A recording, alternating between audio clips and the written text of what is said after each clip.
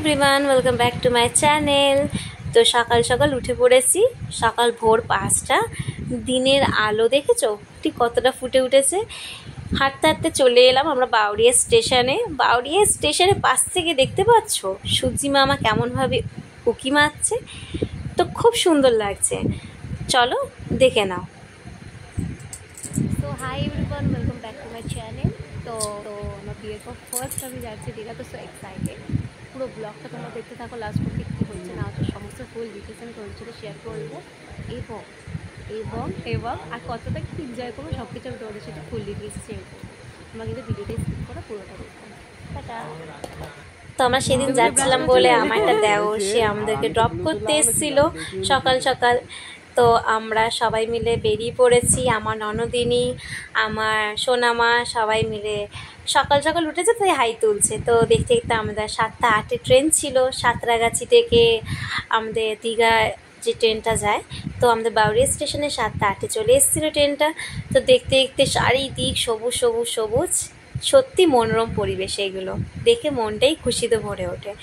তো দেখতে দেখতে আমরা যাচ্ছি। তার আগে একটা কথা বলে রাখি, যারা যারা এই চ্যানেলে নতুন তারা কিন্তু আমার চ্যানেলটাকে অবশ্যই লাইক, কমেন্ট অ্যান্ড সাবস্ক্রাইব করে রেখে দিও নতুন নতুন ভিডিও পাওয়ার জন্য। যারা comedy blogs, daily life blogs দেখতে চাও তো অবশ্যই আমার চ্যানেলটাকে সাবস্ক্রাইব করে রেখো। তো দেখতেই পাচ্ছ চারিদিকটা কতটা সুন্দর পরিবেশ, কতটা সবুজ সবুজ। আমরা গান করতে করতে প্রায় এতগুলি স্টেশন কিভাবে পেরিয়ে গেলাম আমরা নিজেরাই বুঝতে পারিনি।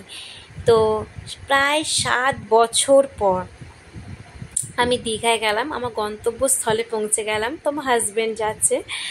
তো দীঘা যে লেখাটা ওটা দেখে আমার যেন পুরোনো স্মৃতিগুলো যেন ফেরত এসেছিলো। এই তো আমার ননদিনী হেঁটে হেঁটে যাচ্ছে। তো আমি খুব এক্সাইটমেন্ট কাজ করছিলাম আমার মধ্যে, ভাবছিলাম কখন হোটেলে যাব, কখন হোটেল থেকে আমরা যাবো সি বিচে। তো একটা গাড়ি আমরা বুক করি। তো এই গাড়িটা হচ্ছে না সব জায়গায় ঘুরতেও নিয়ে যায়। তো এই গাড়িটা আমাদের বুক করা হয়েছিল। আমাদের সি বিচ থেকে আমাদের হোটেলটা মোটামুটি একটু দূরেই ছিল, তো আমরা তার জন্য এই গাড়িটা বুক করি। তো আমরা সবাই মিলে গাড়ি করে রওনা দিই আমাদের হোটেল যাওয়ার উদ্দেশ্যে।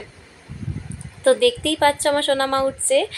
তো এইটা হচ্ছে আমরা পিছনে 3 জন বসেছিলাম। তো দেখে না আমাদেরকে। আর বিশ্বাস করো মার্চ মাসে ঠিক মিডল টাইমটা করে এত গরম ছিল দীঘাতে, ঠিক আছে, এত ঘাম হচ্ছিল, ভীষণ পরিমাণে গরম ছিল। তো যারা যারা যাবে তো অবশ্যই ফেব্রুয়ারিতেই চলে যেও, তো ভালো হবে। তো এইটা হচ্ছে আমাদের হোটেল, রাহিল গেস্ট হাউস। তো হোটেলটা খুব ভালো, তোমরা যদি বলো তো আমি সমস্ত ইনফরমেশন দিয়ে দেবো। এইটা হচ্ছে রুম, একটা রুম, টিভি রয়েছে, একটা বেড ছিল, আর একটা আয়না, ড্রেসিং টেবিল ছিল। আর বাথরুমটা তোমরা যদি বলো তো বাথরুমটা মোটামুটি পরিষ্কার ছিল, ঠিক আছে। আর গিজারও ছিল, গিজারও অন করে দেবে বলেছিল। যাই হোক, তো এই হচ্ছে আমার সি বিচে যাওয়ার লুক। তো আমি খুব এক্সাইটেড ছিলাম, খুব খুব খুব, কারণ আমি পাহাড় থেকেও সমুদ্রটাকে বেশি পছন্দ করি। আমার সমুদ্রে গেলে নিজেকে কেজিগাল হয়ে যাই। চলো দেখে নাও।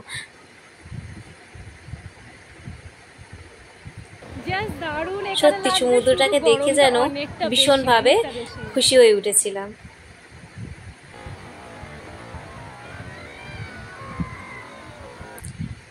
এই যে সমুদ্রের সাউন্ডে হয়তো মনটা আমার ছুঁয়ে যায়। আর এই ঢেউগুলো দেখলে মন প্রাণটা যেন জুড়িয়ে যায়। আমার আগাগোড়া এই সমুদ্রটা বেশ পছন্দ। সেই দিনটা খুব আনন্দের সাথেই আমাদের কেটেছিল, হাসি মজার সাথে।